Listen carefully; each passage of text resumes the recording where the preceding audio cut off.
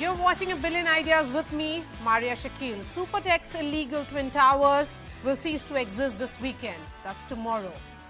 The buildings in Noida will be demolished on Sunday at 2:30 p.m. The demolition will see 3,700 kilograms of explosives and 55,000 tons of debris. The structures will fall in 9 seconds through a waterfall implosion to prevent damage to the surrounding societies. It will take 3,000 trucks and 3 months to clear the debris. While 100 crore insurance cover has been cleared ahead of this demolition, remember in 2014, the Resident Welfare Association of the neighbouring Emerald Court filed a petition in the Allahabad High Court against this construction of the two towers. The Welfare Association alleged that the towers were constructed in violation of the Uttar Pradesh Apartments Act. While the Allahabad High Court ordered the demolition of the towers in 2014, Supertech, the builder, had appealed against the verdict in the Apex Court. 7 years later, in August 2021, that's last year, the top court upheld the High Court order. Supertech repeatedly deferred the demolition, prompting the top court to set August 28th as the final date. This is a Network 18 special report on the demolition that marks the end of a long legal saga.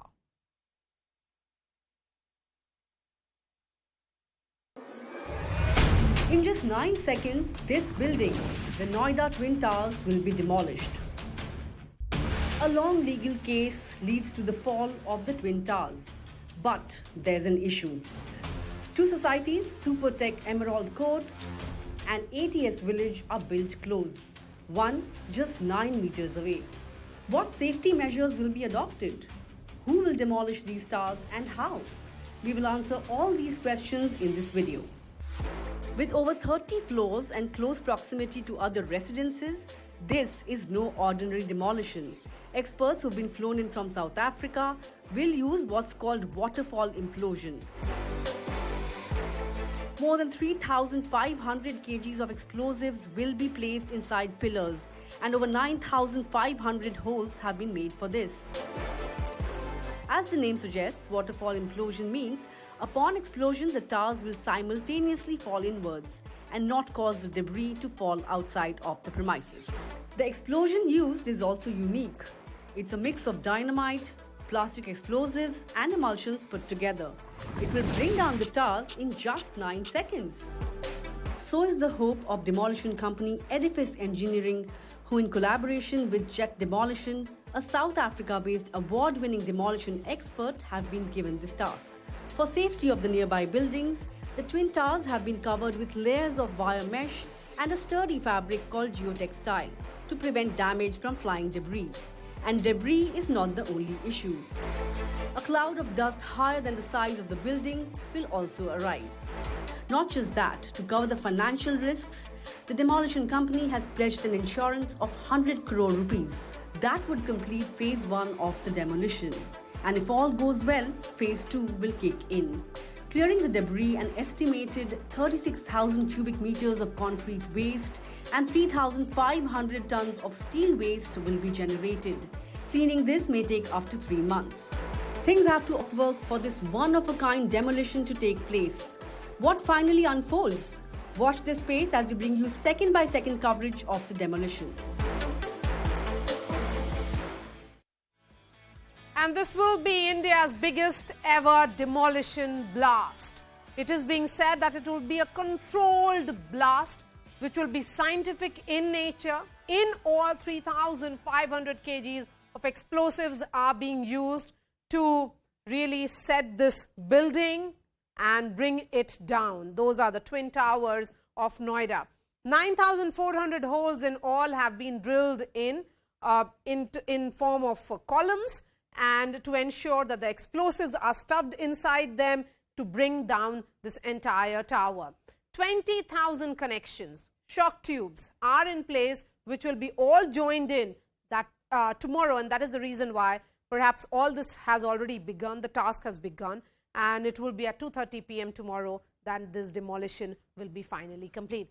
9 seconds, all it will take is 9 seconds, and in 9 seconds this entire structure, the Twin Towers, the infamous Twin Towers of Noida of Sector 93 will be brought down. And explosives have already been stuffed in, as I said. What the blasters are certainly hoping is that it will be a waterfall implosion, which will mean that the basements will collapse first and then the floors will move one by one. And it will be an inward movement rather than an outward movement.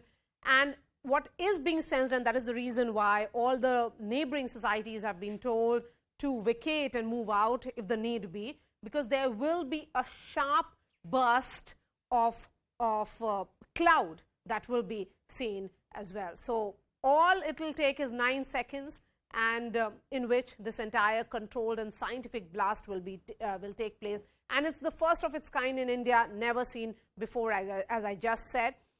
Buildings will collapse like water.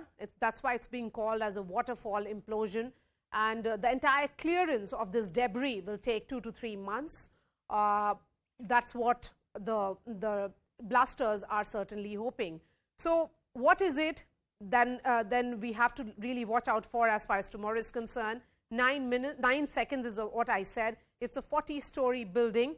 7 a.m. tomorrow is when all the residents, particularly of the neighboring ATA Society and Emerald Court, have been told to vacate their premises. 7:30 is when the electricity, water supply, the gas supply will be turned off. All maintenance staff have been told to vacate the premises as well. The guards have been told to move out of the premises. Intense checking will be carried out to ensure that the vehicles are not not out on the streets, but they are in the basements of the neighboring buildings, which is Eldeco and other societies which are next to it. The blast will be triggered. It will take 9 seconds, as I said. That will happen at 2:30 p.m. and 4 p.m. is when the residents have been told that they can return to their respective homes. So how will it really happen? And it will be a huge task, certainly, for those who are involved in demolition. Joe Brinkman is Managing Director, Jet Demolition. He's joining me live, and they are the partners involved in this entire demolition that will happen tomorrow. Sudhir Krishna is former Secretary of Urban Development. You have Mr. Teotia as well. He is the Resident Welfare Association President of Supertech. And Vishal Kumar is Secretary of Noida Extension Flat Owners Welfare Association. Vishal, I'm going to begin with you. Do you see this demolition as a victory for all flat owners who have been fighting for years that this was an illegal construction which had happened just next to their societies? Hi, Maria. As you rightly asked, do we see it a victory? Yes, I think we see as a victory from a point of view because we are also one of the petitioners against this illegal construction. But does this really a victory for flat owners, the buyers who have purchased the flats, or how it is going to be? So there was an illegal construction. This all have been stopped long way. It took around 9 years to construct such a structure, and it will take 9 seconds to demolish. So it is a national, waste of resource, waste of money. I totally agree and respect decision of Supreme Court that this has to be demolished, and it is a big lesson for all the builders. When we start doing petitioners, starting 2014, we have seen decrease in such kind of illegal constructions in nearby societies, in builders. They are afraid, but what is going to happen with the builders? This structure is being demolished. Buyers, maybe they get their Will it really be a deterrent? But how this will be? Will it really stop them from, not indulging in, illegal constructions of this nature? Roaming freely. Yes. Mr. Teotia, before I bring in others, I want to understand from you, what are the precautions that the society that is next to it are taking? I mean, in the sense that, is there a major concern, particularly of the foundation of these structures which are just next to it? I mean, these are not buildings which are standing next to a vacant territory or a vacant land. There are societies which have people living, and they are just next door buildings. Yes, you are right. The fear amongst the close by buildings is definitely there.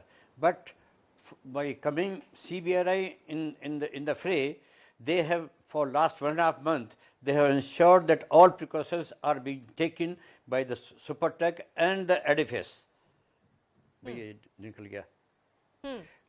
Therefore, Yes. now residents are quite satisfied with the version that the CBRI is looking after the safety of these the buildings which are being demolished.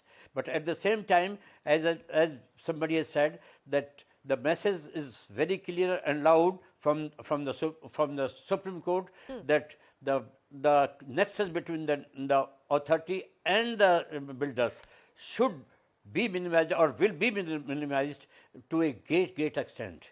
And though it is a national loss of lot of money has been spent and being wasted, but at the same time the message was important to be given by the Yes, court that these and by the towers residents. were in that violation of if several any building codes violation in as the observed bylaws by the will Supreme not, Court. will not be accepted, and it is very clear. And therefore, That's right. Noida authority was complicit in sanctioning the building plan. For 9 years, the construction happened. Why didn't those who were responsible for it, because there is a nexus that was operating here, will this lead to that breaking of that nexus, which will be a first of its kind that will happen tomorrow? What will it really mean for flat owners and builders? But Mr. Brinkman, come in on this. How will jet demolition, which is involved in the blast tomorrow, ensure that this entire building, when it collapses, it will be an inward movement? You know, all this sounds great as far as planning is concerned, but how confident are you that there cannot be any error? There cannot be a margin of error here. Well, we've spent a great deal of time engineering this implosion and a great deal of time preparing the building for it. And based on experience primarily, we will be pulling the building away from the flats to the north into the open space that lies slightly to the south between the Apex and Ceyane and the pipeline, which lies to the south. And we built in a lot of redundancy in our design so that if there's any localized issues in the breakage of the concrete, it will be overcome by the other holes and the other charges. So by careful design and by building in redundancy, that is how we will control the building and make sure we don't cause damage. The concern over vibration is natural. Of the residents living close by, anyone would be concerned. But fortunately, implosions are very inefficient at causing vibration. You get a stream of particles, sometimes described as a waterfall, as you've said earlier. It's not one big thump coming down in one go. It's a stream of particles over several seconds. The actual time will be from first movement to final movement, something in the region of about 12 seconds. And over that period, there's a flow of material. We've left a crush floor at the bottom to absorb energy. We've put impact cushions around the building, forming it up of rubble. And this has worked successfully for us in the past. There's been very detailed investigations done by CBRI, also by Dr. Joseph of Geostructural, an experienced structural engineering firm. So it has been looked at very carefully. The buildings have been strengthened, these surrounding buildings where weaknesses were identified. That's all been fixed up. So we're actually in a very good position for tomorrow to make sure everything comes off without a hitch. Yes, and you certainly seem to have a plan in place. What about the electricity and water supply? The fact is that in this entire society, that will be cut for good 2 hours. So is there a fear that that could be damaged, the internal pipelines could be impacted? And how and when will you be able to give the real picture? How soon after this blast at 2:30? Well, the services of water and electricity are being shut off as a general precaution, and we don't anticipate any issues with those services. Immediately after the blast, we will fire it from about 100 meters away. So as soon as the dust clears, after a few moments, we will be in and surveying the debris pile, looking for any possible issues. So that will be done very soon after the blast. So we're hoping by latest 3 o'clock we can give the all clear signal, and then the procedures will allow the residents to return somewhere around 5 o'clock in the afternoon once the cleaning up of dust has taken place. Okay. Sudhir Krishna, initially the plan was, as far as the builder is concerned, they had sought permission for just 14 towers, 14 floors, of which 9 were constructed, and then they went ahead and built several floors above it. Do you see this demolition holding many lessons for builders and officials, and will it really be able to break that nexus? I think this Supreme Court judgment is a welcome judgment, and it should not be seen in isolation. Yes, this tower area, this project area, Emerald, the residents have won, and their victory should be an eye-opener for everyone. And authorities concerned have to take note of it. The government authorities in different departments, different organizations, they must learn the lessons. There are 2 lessons I see particularly, and there are other lessons also, but most importantly, number 1 is that the resident welfare associations must be strengthened and given more respect than what they are getting now. You see, the allottees have been compensated by the court, but what about the suffering that the existing residents of the 14 towers have undergone all these years? You see how much effort for litigation, how much effort they have put in for securing information. So, and at times the Noida authority questioned the locus standi of the RWA itself. As you see the proceedings, that this RWA is not the rightful contestant in the matter. They should not be taken as a serious complainant, a lawful complainant. So I think this is not a good situation, because urbanization is now going vertical. And vertical urbanization does not, puts a lot of responsibility on the hands of resident welfare association, more responsibility in some ways than it is on the municipalities. The RWAs are working like municipalities, which hardly much power as compared to municipalities.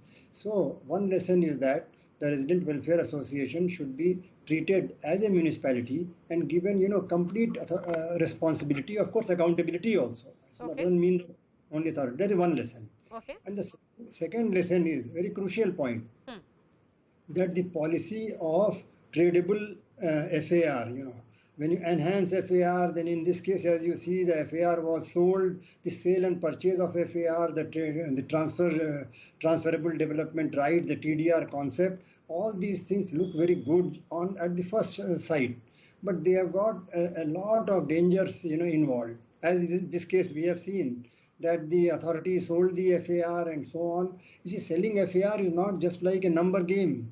There are a lot of issues involved, as this case has shown. FAR doesn't mean just FAR on raising the height of the building. It means the fallout in terms of convenience of infrastructure, inconvenience on the neighboring residents, the mobility solutions available, the water supply, sewerage, waste management. That's right. So the FAR and TDR, the transferable development right concepts, which have been encouraged very feverishly over the last couple of decades, should be reviewed now. Okay. We have to stop and take it. Mr. Tewatia, what exactly is the precaution that has been taken by the Resident Welfare Association, particularly of the Emerald Court? Yes, we have ensured that structure which was weak has been strengthened through the CBRI. Number 1. Number 2, we are taking complete precautions that all their doors and glass doors, etc., and all connections of water, electricity, are shut down at a given time. Further, we will all vacate by 7 o'clock. Third, all the cars, all the traffic. So all the societies are vacating by 7 a.m. Is that what you're saying, or is it only for the Emerald Court? And water will be shut down by 10 o'clock. Yes. Further, as regards to the residents staying away. People have gone to their residents, to their relatives, to their parents, to their bachches. But about 250 people were left over, and we have made the arrangement with the neighboring societies that we requested them, and they have really welcomed us with all the facilities, with khana, etc., to help us from morning 7 o'clock to 8 o'clock, 9 o'clock in the evening, by giving the even the food, everything, etc. Yes, because this is so we have never, no problems. it has never happened in India. It's happening for the first At the time. same So time, everybody after has the to demolition, really the pull dust in to pollution ensure. and health hazard Yes. is a major issue. Yeah, which besides I do the not health know hazard, I want to how it will understand be from you, tackled Mr. Brinkman, by the state, by the is the biggest fear that the blasters have of vibration, or are you worried about what will happen to the neighboring societies? And is the impact going to be felt, Mr. Brinkman, is the impact only going to be felt in the neighboring, ATS and also Emerald Court, or are you fearing that any society which is in the radius of 1 to 2 kilometers could be impacted? No, not at all. The vibration, again, as I said earlier, implosions are actually very inefficient at causing ground vibration. You will not be able to even measure that 1K away from the site. It disperses and attenuates very quickly. So it's really just the nearby buildings which will experience vibration, and it's going to be of a low magnitude, which is far less than that which can cause damage to the buildings. Okay, and will this vibration be strong enough to break the window panes and glass doors? We have taken very large precautions to minimize the actual quantity of explosive going off at any one time. But the pyrotechnic initiation systems can't be controlled totally precisely. So there is a chance that windows may be broken. We are trying our best to avoid that. It will also depend on what the weather conditions are like tomorrow. But there are companies on standby to deal with windows if that does take place. Before I move on and give the final words to Vishal, I want to understand from you also, Mr. Brinkman, since you have been involved in demolitions and blasts of this nature in other countries, what makes this most tough? Is it because the neighboring buildings are almost like 100 meters away, not even 100 meters away, they are very, very close to each other?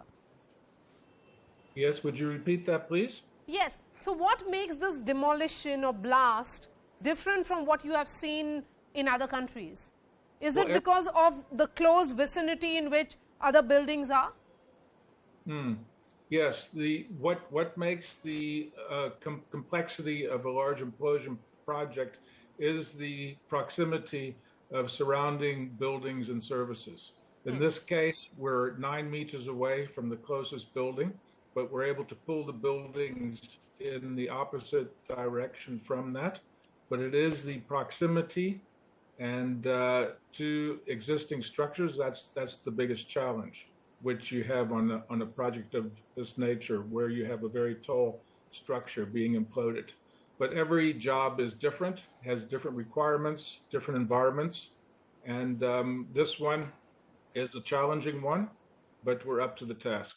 All right, we certainly hope everything goes as per the plans. Vishal, besides this tower, besides this, the Twin Towers, the infamous Twin Towers of Sector 93 of Noida, are there other such buildings where the home buyers are stuck in this fight with the builder, in which they realize that what was promised was not delivered?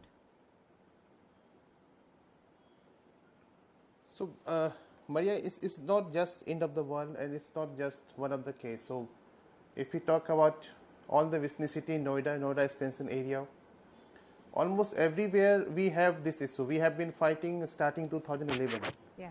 And now, since being an organization, I belongs to NEFUA. When we found this organization, we have been fighting. And you take the name of the builders, and we are having this issue. So, I respect, and we as an organization, we respect verdicts of Supreme Court. This has given a big dent to builders. As Sudhir sir rightly said we have 2 lessons. Teotia sir said we have good arrangements. But my question remains same. How are government and authority going to assure that the structural audits are going to be in place? Yes. There are many builders in Noida extension area, in Noida area, in Yes. sector 110, Noida extension. You talk about builders. Let's just talk about only Supertech.